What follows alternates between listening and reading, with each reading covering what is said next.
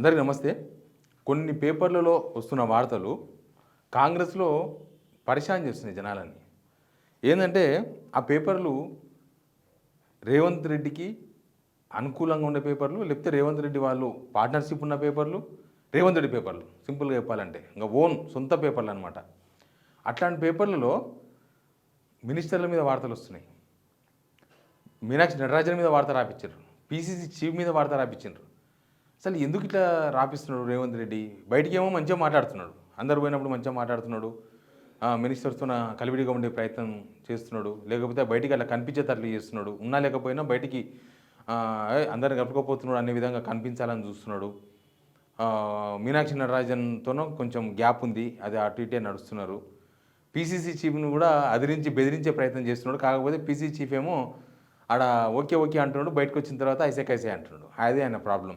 ఇట్లా ఎందుకు రాపిస్తున్నాడు అనేది ఒక పెద్ద చర్చ నడుస్తుంది. ఇలాంటి పేపర్లలో రాసిననుకో వాళ్ళ మీద వార్త, అది రాజకీయంలో భాగమే, ఒక రాజకీయ ప్రత్యర్థులుగా మమ్మల్ని టార్గెట్ చేసిరేమో అనుకోవచ్చు. కానీ రేవంత్ రెడ్డి ఏం చెప్తే అది రాసే పేపర్లు ఇట్లాంటి వార్తలు, అది కూడా వీళ్ళకి అగెనిస్ట్గా రాయడం, మొత్తం పార్టీ నాయకత్వాన్నే క్వశ్చన్ చేస్తూ వార్తలు రాయించుకోవడం అనేది దేనికోసం అనే ఒక పెద్ద చర్చ ఒకటి నడుస్తుంది. మనం కూడా ఏ పేపర్లో వార్తలు వచ్చినాయి, ఏం పేపర్లో వచ్చినాయి వార్తలు, ఏం వార్తలు అవన్నీ కూడా నేను మీకు చూపిస్తా. దాంతోపాటు ఎందుకు రాపిస్తున్నాడు అనేది చాలా ఇంపార్టెంట్, అది కూడా మనం విశ్లేషిద్దాం. అంతకన్నా ముందు షేర్ చేయండి, సబ్స్క్రైబ్ చేయడం మాత్రం మర్చిపోవద్దు. సబ్స్క్రైబ్ అనేది ఉత్తగా నేనేదో అడగాలి కాబట్టి అడుగుతున్నాను కాదు, ఇది రిస్క్లో ఉన్నాం కాబట్టి అడుగుతున్నాం. ఆ రిస్క్ నుంచి బయటపడగొట్టే బాధ్యత మాత్రం మీదే, కాబట్టి సబ్స్క్రైబ్ చేయండి. ఇక నేను చూపించే పేపర్ చూడండి. సవాళ్ళ మధ్య సొంత పార్టీలో సవారీ. ఏంది? ప్రభుత్వ సారథే పార్టీ పంచాయతీలు తీర్చుకోవాలన్నట్టుగా పీసీసీ తీరు. ఆదిలో హడావిడి చేసిన ఇన్ఛార్జి మీనాక్షి నటరాజన్ రాను రాను కొందరు మనిషిగా పనితీరు. అంటే కొందరు మనిషిగానే ముద్ర వేసుకున్నది మీనాక్షి నటరాజన్. ఏంటంటే మీనాక్షి నటరాజన్ సహకరిస్తలేదు రేవంత్ రెడ్డికి. సహకరిస్తలేదు అంటే ఈయన చెప్పినవి చేయాలి అనేది ఈయన. ఆమెనేమో హైకమాండ్ లాయాలిటీ ఉంటుంది. ఆమె రాహుల్ గాంధీ ఏం చెప్తే అది చేస్తుంది. ఇక్కడ ఏది ఉంటే అది ఉన్నట్టుగా హైకమాండ్కి నివేదిక పంపే వరకే ఆమె బాధ్యత. ఆమె 100% చేస్తుంది. ఏంటంటే రేవంత్ రెడ్డి వార్తలు ఎందుకు రాపిస్తున్నాం అంటే క్యాడర్లో వీళ్ళు ఏదో తప్పు చేస్తున్నట్లుగా ఆ అభిప్రాయం కలిగే విధంగా వార్తలు రాపిస్తున్నారు. మినిస్టర్లు తప్పులు చేస్తున్నట్టుగా, మీనాక్షి నటరాజన్ తప్పు చేస్తున్నట్లుగా, పీసీసీ చీఫ్ తప్పులు చేస్తున్నట్టుగా, ఈయన కరెక్టే ఉన్నట్లుగా క్యాడర్ అనుకోవాలి. క్యాడర్ కోసమే వార్త రాపించేది. జనాలు ఎవరు అనుకోరు, జనాలకి ఏం సంబంధం, వాళ్ళు అనుకోవాలని చెప్పేసి రేవంత్ రెడ్డి అభిప్రాయం. కానీ అందుకే ఇట్లాంటి వార్తలు చూడండి. ఇది ఆర్టీవీ రవిప్రకాష్ వాళ్ళ పేపర్. పొంగులేటి ప్రతీకారం అని వార్త రాపించుకున్నారు. తర్వాత పొంగులేటి వీపు పగులుద్ది, కొడంగల్ లిఫ్ట్ పూర్తి కావాలి అట్లా రాపించుకున్నారు. కోమటిరెడ్డి మంత్రికి తగ్గిన ప్రాధాన్యత తనకు తెలియకుండానే జీవోలు జారీ అని కోన్కిస్కా కోమటిరెడ్డి. చాలా పెద్ద మాట ఇది. కోన్కిస్కా అంటే ఊహార్యు అని అర్థం. కోన్కిస్కా అంటాం కదా, గొట్టంగా అంటాం కదా, ఆ టైప్ ఇది. ఇట్లాంటి వార్తలు ప్రత్యర్థి పార్టీలకు సంబంధించిన పేపర్లో వస్తే అది ఒక వార్త. కానీ ఇక్కడ వస్తే అది వార్త కాదు, ఇది ఒక కుట్ర. ఎందుకు కుట్ర, ఎవరు కుట్ర చేసినట్టే రేవంత్ రెడ్డి కుట్ర చేసినట్టుగా కనిపిస్తుంది. ఎక్కడొచ్చింది ప్రాబ్లం? మీనాక్షి నటరాజన్తో స్టార్ట్ చేద్దాం మనం కూడా. మీనాక్షి నటరాజను ఆమె హైకమాండ్ లాయల్టీగా ఉండే వ్యక్తి. అంతకుముందు దీపదాస్ మున్షి ఉండేది. దీపదాస్ మున్షి ఇన్ఛార్జు పార్టీ వ్యవహారాల ఇన్ఛార్జు. ఆమె ఏంటంటే రేవంత్ రెడ్డి ఏం చెప్తే అది చేసేది. ఎక్కడనో లొంగిపోయింది, ఆమె డబ్బులకు లొంగిపోయింది అనేది బాగా చర్చ జరిగింది. బాగా డబ్బులు తీసుకునేది, ఆమె అంతా లగ్జరీ లైఫ్, ఆమెకి ఏం కావాలో అది రేవంత్ రెడ్డి చూసుకునేవాడు. కాబట్టి రేవంత్ రెడ్డి ఏం చెప్తే అది నచ్చింది. హైకమాండ్ అదంతా గుర్తించే ఆమెను పక్కన జరిపి మీనాక్షి నటరాజన్ తీసుకొచ్చారు. మీనాక్షి నటరాజన్ రాహుల్ గాంధీ టీంలో మంచి. ఆమె ఏంటంటే రేవంత్ రెడ్డి ఆమెను ఎంత కరెక్ట్ చేద్దామని ప్రయత్నం చేసినా అయితే లేదంట. అంటే సేమ్ మీనాక్షి నటరాజన్ కూడా ఆమెలాగానే, దీపదాస్ మున్షి లాగానే మొత్తం సరెండర్ చేసుకోవాలనేది Revanth Reddy plan. Even surrender చేసుకుంటే ఇంకా హైకమాండ్లో ఈయన ఏం ఆడిందే ఆట పాడిందే పాట, ఈయన ఏం చెప్తే అదే నడుస్తుంది. కానీ మీనాక్షి నటరాజన్ ఏమో కొరకరాని కొయ్య. ఆమె లగ్జరీ లైఫ్ కాదు, అంతా సత్తరం భోజనం మటన్లో పండుకోవడం, ఆ టైప్ అనమాట. అంటే ఉన్నకాడికి ఎన్నో కాలం ముడుచుకొని పండుకున్నామా, ఏనో ఉన్నామా, తిన్నామా, ఉన్నామా, మాకు రేవంత్ రెడ్డి పైసలు లేని అవసరం లేదు, మాకు ఆయన పైసలు అవసరం లేదు, ఆ టైప్. ఈ మిచ్చే రిపోర్ట్ డిఫరెంట్. ఈమె ఏంది ఢిల్లీ పేరు మీద డబ్బులు వసూలు చేస్తారు, ఢిల్లీకి ఇచ్చేది రూ. 3, వీళ్ళు దాపెట్టుకునేది రూ. 97. ఇట్లాంటి ఆరోపణలు ఏమేమి ఉన్నాయో ఇక్కడ జరిగే ప్రతి విషయం, అన్ని విషయాలను పూసగుచ్చినట్లుగా రాహుల్ గాంధీ ఆఫీస్కి పంపిస్తుంది, హైకమాండ్కి పంపిస్తుంది. ఆమె రాహుల్ గాంధీకి చెప్తుంది. ఇంక ఇక్కడ వాస్తవాలు ఈమె చెప్పేదానికి వెయిట్ ఎక్కువ, ఈమె ఏం చెప్తే అది హైకమాండ్ కూడా ఎక్కువ నమ్ముతుంది. కాబట్టి రేవంత్ రెడ్డి పరిశాన్. అంతకుముందు మరి దీపాదాస్ మున్షి మీద ఏ పేపర్లో వార్తలు రాయించుకోలేదు, చూసిండ్రా? ఎక్కడ వార్తలు రాలేదు. ఎందుకు వార్తలు రాలేదు అని అంటే ఆమె చెప్పినట్టు వినేది, ఈమె హైకమాండ్ చెప్పినట్టు వింటుంది, ఈయన చెప్పినట్టు వినదు. అది ఈయనకు వచ్చిన ప్రాబ్లం. అందుకే ఆమె మీద ఇట్లాంటి వార్త. ఆమె కొంతమంది వ్యక్తులకే పరిమితమైందంట. కొంతమంది వ్యక్తులకే పరిమితమైందంటే ఆమె ఎవరికి పరిమితమైంది? హైకమాండ్కి పరిమితమైంది. అది ప్రాబ్లం. ఇక అందుకే రేవంత్ రెడ్డి తన పనులు అయితే లేవు. ఇప్పుడు ఆయన పనులు అయితే లేవు. ఏం పనులు అయితే లేవు అంటే, ఇప్పుడు మన డీసీసీలు ఇచ్చారు, జిల్లా కాంగ్రెస్ అధ్యక్షులు ఇచ్చారు. రేవంత్ రెడ్డి చెప్పినట్టు వర్కౌట్ కాలే. అంతకుముందు ఈమె వచ్చిన తర్వాత కొన్ని పదవులు ఇచ్చారు, దాంట్లో కూడా రేవంత్ రెడ్డి చెప్పిన మనుషులకు ఈ నామినేటెడ్ పోస్టులు రాలేదు. రేపు ఇచ్చే నామినేటెడ్ పోస్టులు కూడా రేవంత్ రెడ్డి చెప్పే వాళ్ళకి ఇయ్యరు. ఎమ్మెల్సీలు అంతే కదా, రేవంత్ రెడ్డి ఒక లిస్టు పంపిస్తే ఈమె ఒక లిస్టు పంపించేసింది. ఇట్లా రేపు ఇంకా చాలా వర్కింగ్ ప్రెసిడెంట్ పోస్టులు ఉన్నాయి కాంగ్రెస్లో.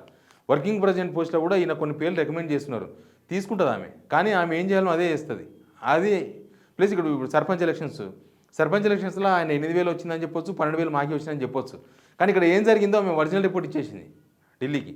ఇక్కడ ఏం జరిగింది, ఎక్కడ ల్యాప్సెస్ జరిగినాయి, రేవంత్ రెడ్డి పరిపాలన అయింది, జనం ఎందుకు అసంతృప్తితో ఉన్నారు, బీఆర్ఎస్కి అన్ని సీట్లు ఎందుకు వచ్చినాయి ప్రత్యర్థికి, ఇట్లాంటి అన్ని రిపోర్ట్స్ ఆమె ఉన్నట్టుగా పంపించే ప్రయత్నం చేసింది. అందుకని ఆమెను టార్గెట్ చేసేసింది. ఆమె ఒకదే కాదు, పీసీసీ చీఫ్ మహేష్ కుమార్ గౌడ్ కూడా సగం ఉంటాడు అనమాట. మహేష్ కుమార్ గౌడ్ ఆయన ఏంటంటే రేవంత్ రెడ్డి దగ్గర పోయినప్పుడు మహేష్ అట్లా కాదు ఇట్లా చేయాలంటే ఓకే అంటాడు. కానీ బయటకు వస్తే మహేష్ ఏం చేయాలో అదే చేస్తున్నాడు. మహేష్ కాంగ్రెసే. మహేష్ మీనాక్షి నటరాజన్ అండర్లో ఉంటాడు. ఆమె ఈయన చెప్పినా మళ్ళీ ఆమె క్రాస్ చెక్ చేస్తుంది. ఈయన ఏం చెప్తే అది నడవదు. కాబట్టి ఆయన సగం అటు ఉన్నప్పుడు అంటాడు, ఇటు వచ్చినప్పుడు అంటాడు. దాంతోన ఈయన కూడా టార్గెట్ అయిపోయింది. అందుకే పీసీసీ మీద కూడా వార్త రాపించుకున్నారు. మొత్తం ప్రభుత్వ సారిదే పార్టీ పంచాయతీలు తీసుకోవాలన్నా ఆయన స్పందించడా అంటే రేవంత్ రెడ్డి మీద వచ్చే ఆరోపణలకు పార్టీ ఖండించాలని. రేవంత్ రెడ్డి మీద వచ్చే ఆరోపణలు అసలు అవి నమ్మదగ్గంగా లేకపోతే వాళ్ళు రెస్పాండ్ అవుతారు.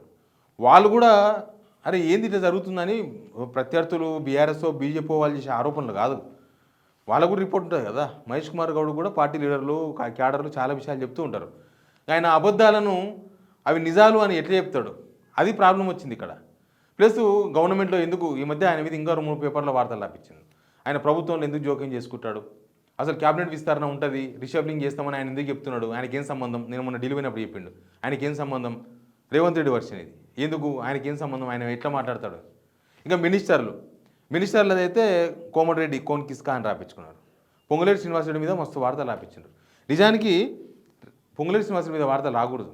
రేవంత్ రెడ్డి అతి దగ్గరగా ఉన్న వ్యక్తులు బట్టి విక్రమార్క, శ్రీధర్ బాబు, పొంగులేటి శ్రీనివాసరెడ్డి, ఇంకా మిగతా వాళ్ళు ఉన్నాయి. అయితే పొంగులేటి శ్రీనివాసరెడ్డి ఎందుకు రాపిస్తారంటే మిగతా వాళ్ళను భయపడిపించడానికే రాస్తారు వార్తలు, రాపించడానికి. వేరే వాళ్ళని వాళ్ళని దారిలో తీసుకొచ్చుకోనికే పొంగులేటి మీద రాపిస్తూ ఉంటారు వార్తలు.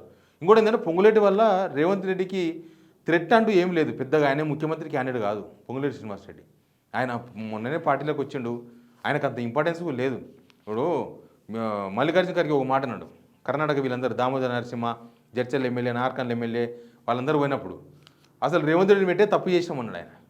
మరి రేవంత్ రెడ్డి తప్పు చేసాం అన్నప్పుడు మళ్ళీ పొంగులేటికి అంత ఇంపార్టెంట్ ఉంటుంది అనుకోనికి అవకాశం లేదు. కాకపోతే ఈ డబ్బుల పంపిణీ చూడు, ఇక్కడ నుంచి హైకమాండ్కి పంపే డబ్బుల విషయంలో పొంగులేటి మీద కొద్దిగా డిపెండ్ అయి ఉంటున్నారు. ఎందుకంటే పొంగులేటి దగ్గర చాలా డబ్బులు ఉన్నాయి, పొటెన్షియాలిటీ బాగున్నది, పొంగులేటి ఆ పని చేయగలడు అని ఆ విషయం వరకు రేవంత్ రెడ్డితో పాటు ఆల్టర్నేటివ్గా హైకమాండ్ పొంగులేటి మీద కూడా డిపెండ్ అయింది. ఇక పొంగులేటి ఎప్పుడైనా తోక జాడించగలడు, పొంగులేటిని దగ్గర పెట్టుకుంటే బెటర్. అవసరమైతే పొంగులేటి అన్ని రకాల యాంగిల్లో మాట్లాడగలడు. రేపన్నాడు రేవంత్ రెడ్డి ఆయన మీద చాలా అనుమానాలు ఉన్నాయి కదా, ఆయన కొంతమంది ఎమ్మెల్యేలు తీసుకొని బీజేపీకి పోతాడు, లేకపోతే హైకమాండ్తో వ్యవహారం ముదిరినప్పుడు రేవంత్ రెడ్డి తన దారి చూసుకుని ఇట్లాంటి చాలా విమర్శలు ఉన్నాయి. ఇట్లాంటివన్నీ ఒక చర్చ ఉంది. అప్పుడు అవసరమైతే పొంగులేటి శ్రీనివాసరెడ్డి కూడా నాకు సహకరిస్తాడు అనేది రేవంత్ రెడ్డిలో ఉంది. కాకపోతే ఆయన దారిలో తెచ్చుకోవాలి, ఎప్పుడు దారిలో పెట్టుకోవాలి, ఆయన కంట్రోల్లో ఉండాలి. పొంగులేటి ఎప్పుడు కంట్రోల్ తప్పితే రేవంత్ రెడ్డికి పని అయిపోతుంది.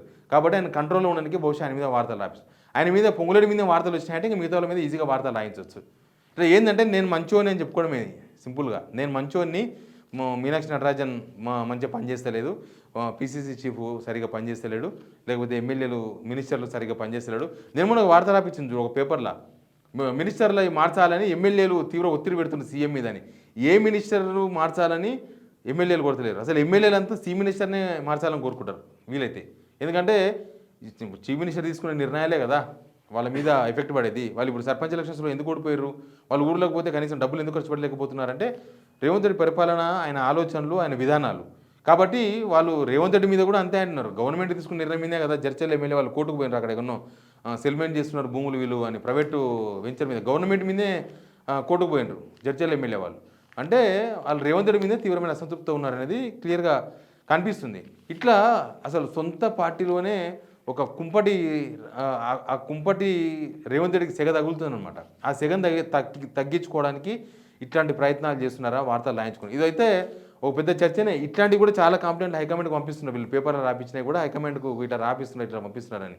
ఇప్పుడు హైకమాండే భరించే దిక్కు లేక భరించే పరిస్థితిలో ఉంది హైకమాండ్ రేవంత్ రెడ్డిని. దిక్కులేని సిచ్యువేషన్.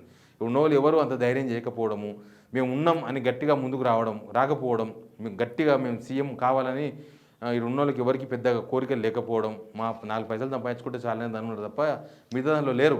కాబట్టి ఇక ఆయననేమో ఇట్లా వీళ్ళందరినీ బెదిరించి అదిరించి వీళ్ళందరినీ నేనేం చేసినా నన్ను క్వశ్చన్ చేయొద్దు, నేనేం చెప్తే అదే వినాలే, మీరు కుక్కిన పెనులాగా ఉండాలనేది రేవంత్ రెడ్డి కోరిక.